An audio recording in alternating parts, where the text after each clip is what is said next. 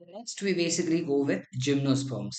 Gymnosperms are nothing but these are the naked seeded plants. मतलब इनके पास कोई भी ovules नहीं हो, मतलब they only have ovules, but that is not enclosed with any kind of ovary, right? And thus this particular ovule once get fertilized forms seeds and these are exposed. ठीक है, तो they will be exposed both before as well as after fertilization and thus it is naked seeded. These are of different shapes and size. They can be shrubs, they can be medium size, that is herbs, and they can be tall trees as well. These plants are larger group. Okay, this plant group is with the largest of them are trees which have gamete production seen in the ovules itself. And one of the largest tree species that we see in them is a giant redwood called as Sequoia plant. As we can see, this is the giant Sequoia plant that we have, whose the highest one that we observe has 256 feet का height होता है इसके पास. इसके roots generally tap roots होते हैं बेटा. और अगर हम पाइनस और साइकस के रूट्स को कोरिलेट करें या कंपेयर करें, तो पाइनस के रूट्स के अंदर फंगस का एसोसिएशन दिखता है जिसे हम कहते हैं माइकोराइजे. बिना फंगस के एसोसिएशन का वो ग्रो ही नहीं कर पाता. रादर एक एमसीक्यू भी काफी फेमसली इसमें पूछा जाता है कि क्या पाइनस के सीड्स में भी माइकोरिजा होते हैं. तो आंसर इज यस. पाइनस के सीड्स को जर्मिनेट होने के लिए भी माइकोरिजा चाहिए होते हैं, यानी कि पाइनस के सीड्स को जर्मिनेट होने के लिए भी फंगस का जरूरत होता है. उसकी मदद से ही वो जर्मिनेट अच्छे से हो पाते हैं. जबकि साइकस के रूट्स की बात करें तो इसके जनरली कोरालॉइड रूट्स होते हैं. कोरालॉइड रूट्स क्या होते हैं? तो बेसिकली आपने नारियल का पेड़ देखा होगा, कोकोनट ट्री, उसके नीचे जमीन के पास नूडल्स जैसे रूट्स होंगे, उन्हें हम कहते हैं कोरालॉइड रूट्स. इन रूट्स में ना बेटा 3 लेयर्स होते हैं. The outer layer, the middle layer and the inner layer. तो इनके जो मिडल लेयर होते हैं, उस मिडल लेयर में हमें ब्लू ग्रीन अलगे ग्रो होते हुए दिखाई देते हैं मिडल लेयर में. Alright, and thus it shows association with blue green algae for what? Obvious सी बात है, nitrogen fixation. As far as their stems are concerned, their stems can be unbranched as well as branched. Unbranched में example is cycas and branched में example is pinus, citrus and ginkgo biloba. इनके leaves या तो simple होंगे या compound leaves होंगे. अगर compound leaves हुए तो पाल्मेटली या पिनेटली दोनों ही प्रकार के लीव्स हो सकते हैं. जनरली साइकस के अंदर हमें पिनेटली कंपाउंड लीव्स दिखाई देते हैं which are persistent for years. मतलब वो कभी ड्राई होते ही नहीं है. अगर ड्राई हो भी गए तो दूसरे नए आ जाते हैं इमीडिएटली. पतझड़ जैसा कुछ मौसम होता नहीं साइकस के अंदर. साइकस का पेड़ दिखने में नारियल जैसा ही होता है. काफी गार्डन वगैरह में देखा रहेगा, छोटे हाइट का होता है, ज्यादा बड़े नहीं होते हैं. इनके लीव्स जो होते हैं वो एक्सट्रीम टेम्परेचर यानी एक्सट्रीम हाई टेम्परेचर, ह्यूमिडिटी और विंड को रेजिस्ट कर लेते हैं आसानी से. स्पेसिफिकली जब कॉनिफरस लीव्स के बारे में, कॉनिफरस प्लांट के लीव्स के बारे में बात करेंगे बेटा, तो इनके नीडल शेप के लीव्स होते हैं ताकि उनका सरफेस एरिया कम हो जाए, सो दैट उनके ऊपर स्नो ज्यादातर टिके ही नहीं. इनके थिक क्यूटिकल्स होते हैं ताकि जो ट्रांसपिरेशन है, वाटर लॉस है, वो कम हो सके और स्टोमाटा जो है संकन हो जाता है.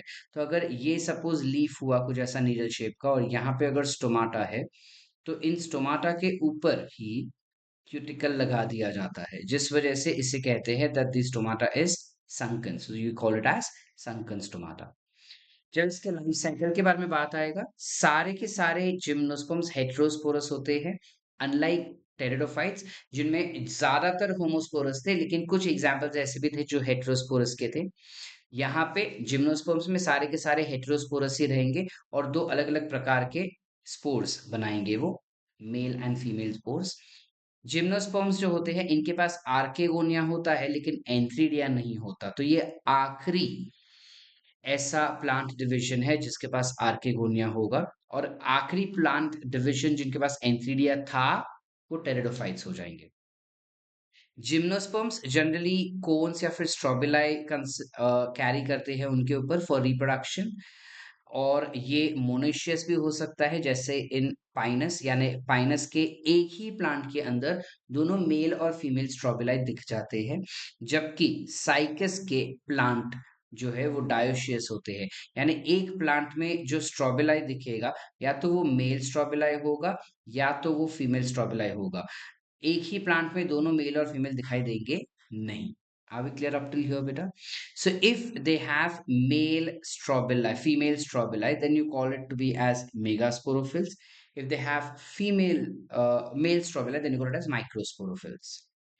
Here we have the detailed reproductive units. We'll just zoom out and try and understand this. Right. अब let's try to understand कि ये क्या यहाँ पे बताना चाह रहे हैं. सबसे पहले इनमें होते हैं स्पोरोफाइट्स. ठीक है, मेल एंड फीमेल स्पोरोफाइट्स होंगे. मेल स्पोरोफाइट्स के पास मेल कोन्स होंगे या मेल स्ट्रोबिलाई होंगे. फीमेल के पास फीमेल कोन्स होंगे. ठीक है, these are also called as mega sporangiate. So this will obviously be called as microsporangiate. पहले मेल का पढ़ लेते हैं, फिर फीमेल के पास जाएंगे. माइक्रोस्पोरेंजिएट विल हैव माइक्रोस्पोरोफिल्स, यानी ऐसे लीफी स्ट्रक्चर्स जिसके अंदर सिर्फ और सिर्फ पोलन ग्रेन्स या एंथर्स दिखाई देंगे, जिनमें होंगे microsporangium. Microsporangium is nothing but anther बेटा, which will have एंथर के अंदर it will have microspore mother cell. ठीक है, या फिर to what you can also call it as pollen mother cell, which will be giving rise to something called as microspores, that is nothing but pollen grain, which is obviously haploid in nature, so meiosis करके देगा. Female reproductive system में अगर हम देखें बेटा, तो female reproductive system में you have sporophyte which will have cones, that is megasporangiate, which will have megasporophil present in them, that is nothing but megasporophil is nothing but what you call it as ovule over here, within which there will be megasporangium. ये यहाँ पे गलत दे चुके हैं, या megasporangium होगा, which will be more similar to embryo sac जैसा. And then इसके अंदर embryo sac, okay, wait, यहाँ पे ये गलत दिया है हमको बेटा. This is wrongly given to us. They will have megasporophil, which is consisting of megasporangium, which is nothing but ovule. Within this particular ovule, there will be something called as nucellus. If we talk about the structure of ovule, it is given over here. Ovule का structure कुछ ऐसा होता है जहाँ पे nucellus होता है और न्यूसेलस के अंदर मेगास्पोर मदर सेल होगा. ये जो मेगास्पोर मदर सेल हमको अंदर दिखाई दे रहा है, वो मियोसिस करेगा. मियोसिस करके 4 सेल देगा, 4 में से 3 डीनेचर हो जाएंगे, तो बचेगा सिर्फ एक ही हमारे पास.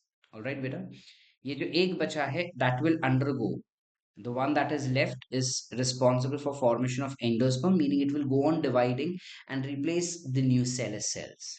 न्यूसेलस सेल्स को रिप्लेस कर देगा और उनमें से कुछ सेल्स जो रहेंगे वो आर्किगोनियम बनाएंगे उसी के अंदर. तो अगर इसी चीज को हम जूम करके देखें, ठीक है, ये कुछ ऐसा हो गया हमारे पास इंटेग्यूमेंट्स. तो इसी के अंदर आर्किगोनियम बनेंगे जिसके अंदर फीमेल एग सेल्स या फीमेल गैमेट्स रहेंगे. तो पोलन ग्रेन्स जो है वो उड़ के, विंड के द्वारा उड़ के यहाँ पे चिपक जाएंगे, which will have two non-motile male gametes. They will slowly and gradually form something called as pollen tube, enter into the male archegonium and release their male gametes inside for fertilization. एक नहीं बहुत सारे pollen grains चिपकेंगे, so majority of the egg cells will get fertilized. Once those gametes get fertilized, it will form zygote. Zygote will form embryo. Embryo will form nothing but seeds ban jayenge. That is, ovule will get converted to seeds, and these seeds, as soon as they germinate, it will form male and female body or sporangiates, sporophytes banana shuru kar denge. That's how you have the angiospermic growth that has been seen. यहाँ पर काफी beautifully ये चीज explain किया है. As you can see that any one cell of nucellus, specifically that cell which is close to chalaza, sorry, micropyle, that is over here, जो cell यहाँ पे होता है इस तरफ चलासा की तरफ, it is responsible for acting as megaspore mother cell, which undergoes meiosis to form 4 megaspore, of which only one is functional and 3 gets degenerated. This functional one will go on multiplying by mitosis. If you want, you can mention it can multiply by mitosis to form the female gametophyte, that is endosperm बनाएगा. उस endosperm के अंदर दो या दो से ज्यादा archegonia हो सकते हैं, which will be containing female gametes in them. So pollen grains are stored in a chamber of ovule, ठीक है, and they can get pollinated with the help of wind only, which is called as anemophily. Pinus के पास generally winged pollen grains होते हैं बेटा, ये याद रखना, which appear like sulfur shower because they are yellow in color and thus when they are falling they appear to be as yellow shower. Gymnosperms जो होते हैं, they have xylem and phloem, as well as pteridophytes have xylem and phloem, but both of them have similar characteristic features. दोनों pteridophytes as well as gymnosperms will have xylem, but they will lack xylem vessels. They will have only xylem tracheids. They will lack companion cells as well as they will lack sieve tube. तो इनके पास क्या होगा? So they will have only sieve cell, और क्योंकि ये dead cell है बेटा, इसलिए इनको सपोर्ट करने के लिए अल्ब्यूमिनस सेल्स होता है, अल्ब्यूमिनस सेल्स होंगे instead of companion cells, correct. So in plant kingdom, gymnosperms or gymnosperms, gametophytes never have vascular tissues in any of the plant kingdom. Gymnosperms, when we talk about, they are divided into two classes, conifer phyta and cycad phyta. So cycad phyta ka example becomes cycas, which is serrate ferns, and conifer phyta is higher gymnosperms, which have an example of ginkgo biloba, which is living fossil. ठीक है.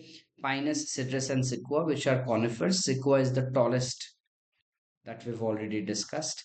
When we talk about cycas, इसके पास ovule, gamete और cone तीनों होंगे, and these are generally dioecious. We've already discussed that these are unisexual in nature. Cycas के जो sperm cells होते हैं, they are sperm cells. These are the only ones, बेटा. Their sperm cells are motile plus largest. Okay, that is for cycas only. With that we end with your gymnosperms. Angiosperms का काफी छोटा concept हमको दिया है NCERT में, तो हम क्विकली वो कॉन्सेप्ट भी कर लेंगे. जो एंजियोस्पर्म्स होते हैं, इनके मेजर कैरेक्टरिस्टिक फीचर्स होते हैं कि इनमें डबल फर्टिलाइजेशन दिखता है, इनमें वेरी वेल डेवलप्ड जाइलम और फ्लोएम रहेंगे, और ये फ्लावरिंग एंड फ्रूटिंग प्लांट रहेंगे. ये एक exceptionally largest group of plants है जिसमें बहुत सारे varieties of range of varieties of plants दिखाई देते हैं. इनमें जो स्मॉलेस्ट प्लांट है वो वुल्फिया है, और जो टॉलेस्ट है वो यूकेलिप्टस है, जो 100 मीटर्स हाइट का होता है. ये उसका लाइफ साइकिल है जो 12th स्टैंडर्ड में हमको डिटेल में देखने मिलेगा. ऑलराइट. एक क्विक रिव्यू दे देता हूं मैं आपको. ओके, यहाँ पे angiosperms which are flowering plants show sexual reproduction. हाँ, ये 3 चैप्टर्स है हमारे पास जिसमें हम डिटेल देखेंगे एंजियोस्पर्म्स का. ठीक है, मैं ना एक हम क्विकली एक डिटेल हम देख लेंगे इसके. Okay, wait. There's a very small thing that we need to understand, so we'll quickly try and understand that thing. When we talk about algae, majority of the algae, okay, majority of the algae will show us haplontic life cycle, यानी वो haploid ही होते हैं. ठीक है, except for except for fucus, which shows diplontic life cycle. ठीक है, and you have something called as ectocarpus, calves and porphyra. These three are responsible for showing haplodiplontic life cycle. यानी इनमें आधा उनका जीवन जो है वो हैप्लॉइड के जैसा रहता है, आधा जीवन जो है वो डिप्लॉइड के जैसा रहता है, जबकि फ्यूकस का पूरा पूरा जीवन डिप्लॉइड रहेगा, सिर्फ गैमीट के समय पे वो हैप्लॉइड रहेगा.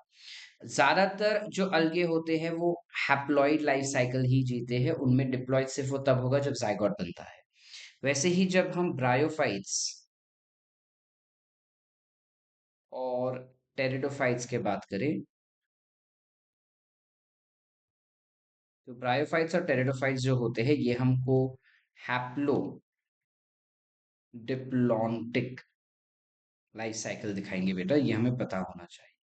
और gymnosperm as well as angiosperm जो है, ये हमको दिखाएंगे डिप्लॉन्टिक लाइफ साइकिल, यानी ज्यादातर इसका जीवन जो है वो डिप्लॉयड में ही बीतेगा, सिर्फ और सिर्फ गैमेट प्रोडक्शन के वक्त ये हैप्लॉयड हो जाएगा। आई होप यहाँ तक हमको क्लियर है, and with that we come to an end for your chapter which is kingdom Plantae. Alright, best of luck for your NEET examination. Go on preparing, prepare hard, do not lose your calm and stay focused, be motivated always. We'll come back again with next chapter. Best of luck.